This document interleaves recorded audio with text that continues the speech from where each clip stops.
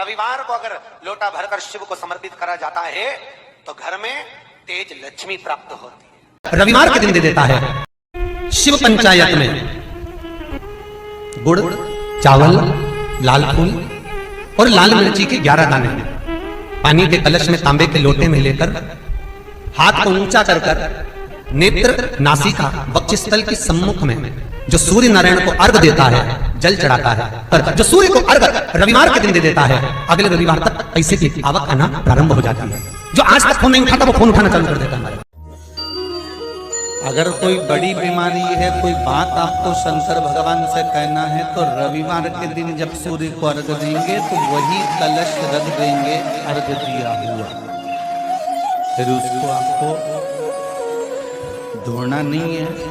दूसरे दिन सोमवार का दिन पड़ेगा, फिर जल भर लो उसी कलश में, सूर्य नारायण को अर्घ देकर वही कलश से वापिस जल भरकर शंकर जी के मंदिर में ले जाकर जल को चढ़ाना प्रारंभ कर दीजिए।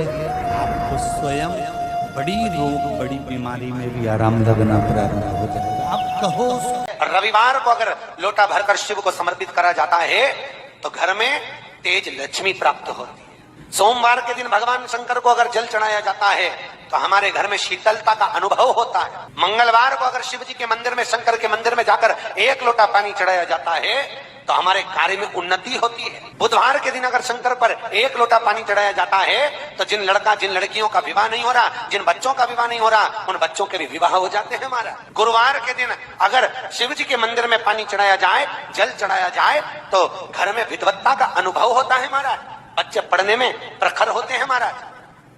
शुक्रवार के दिन अगर शंकर के मंदिर में जल चढ़ाया जाए तो नारी का अखंड सौभाग्य होता है महाराज। शनिवार के दिन अगर शिव की आराधना करी जाए, शनिवार के दिन अगर शंकर को जल चढ़ाया जाए तो जिंदगी में व्यक्ति की। सूर्य को 3 अर्घ होते हैं। एक लाल चंदन का अर्घ कार्य की सिद्धि के लिए सूर्य नारायण को दिया जाए।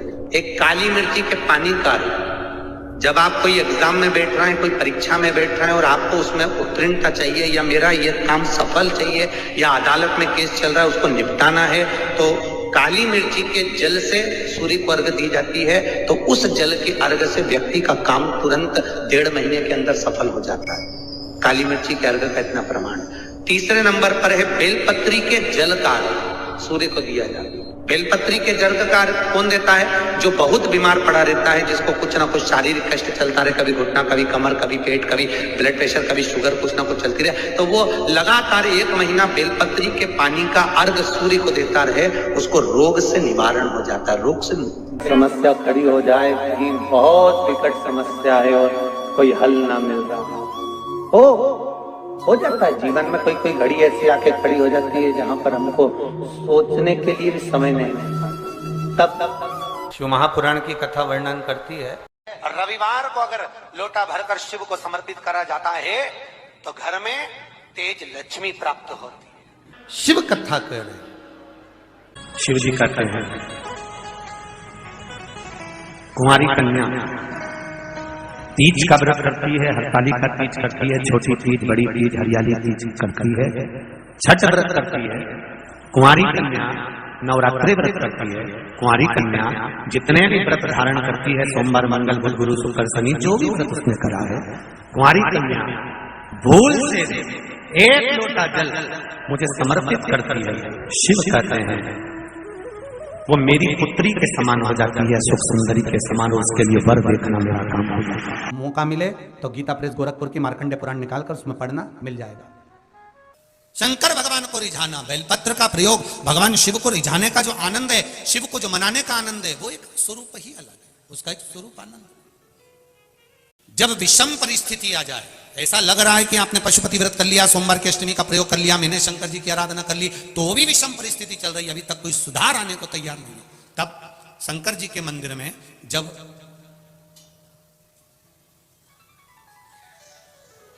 बेलपत्र चढ़ाने के लिए आप जाएं, तब प्रयास करिएगा कि बेलपत्र को, अशोक सुंदरी का स्थान सबको मालूम है ना? बोलो, जम के बोलो जरा, मालूम है सबको? अशोक सुंदरी वाली जगह पर बेलपत्री को, डंडी वाली जो जगह है जहां से पानी बहकर जाता है, उधर रखना है।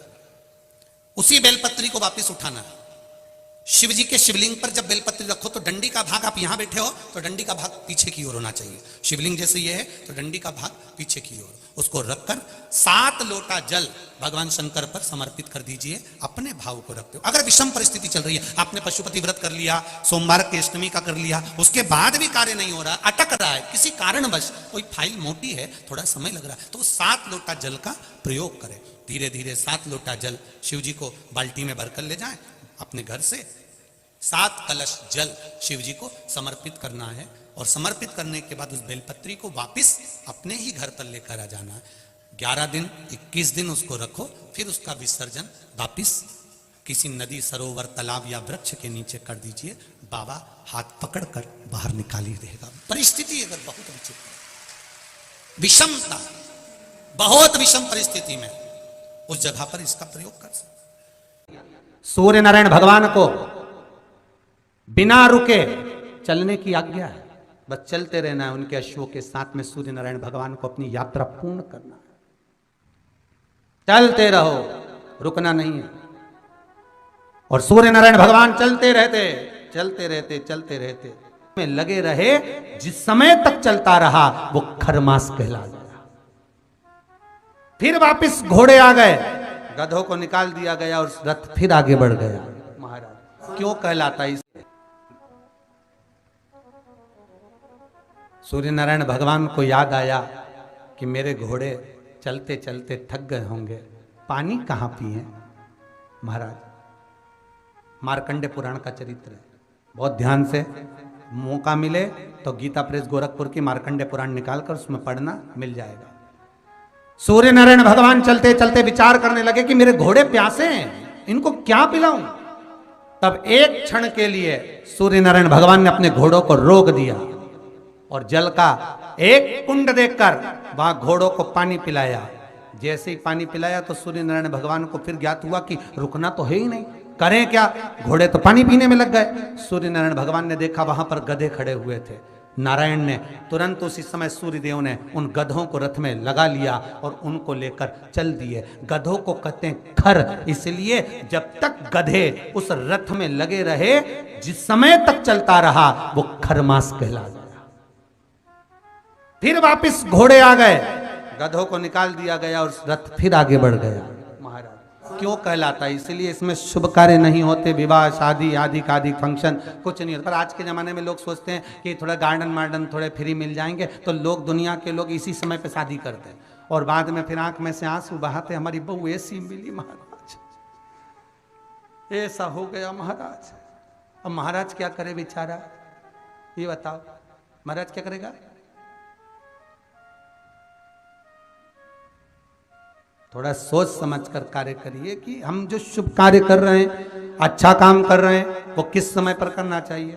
हाँ, भजन करो, कीर्तन करो, संकीर्तन करो, कथा करवाओ, नाम जाप करो, स्मरण करो, खूब अनुष्ठान करो, तुम भगवत नाम का जाप करो। ये तो तुम कभी भी कर सकते हो, जीवन पर्यांत में कभी भी, क्योंकि मृत्यु का कोई भरोसा नहीं है, इसलिए भजन का भी भरोसा नहीं। करते रहो, कभी भी आ जाए तो ठिकाना किसका, ना जाने कब फोटो टंग जाए, इसलिए भजन में पीछे मत। पार्वती जी ने कर जोड़कर, हाथ जोड़कर भगवान शिव से अपने पुत्रों के सामने, अपने बच्चों के सामने स्तुति करती शंकर भगवान से कहा, आपने मेरा नाम ब्रह्मावती रख दिया, आप ब्रह्मन बन गए, मैं कुछ देर के लिए वेदभ्य के रूप में आ गई। पर शिव जी से पूछा कि फिर आप मुझे वापस कैसे प्राप्त हो गए, मुझे कैसे?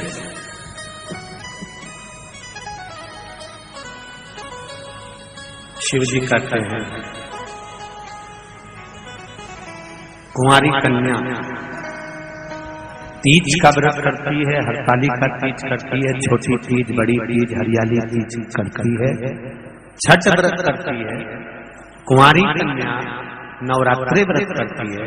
कुंवारी कन्या जितने भी व्रत धारण करती है, सोमवार, मंगल, बुध, गुरु, शुक्र, शनि, जो भी व्रत उसने करा है, कुंवारी कन्या भूल से 1 लोटा जल मुझे समर्पित करती है।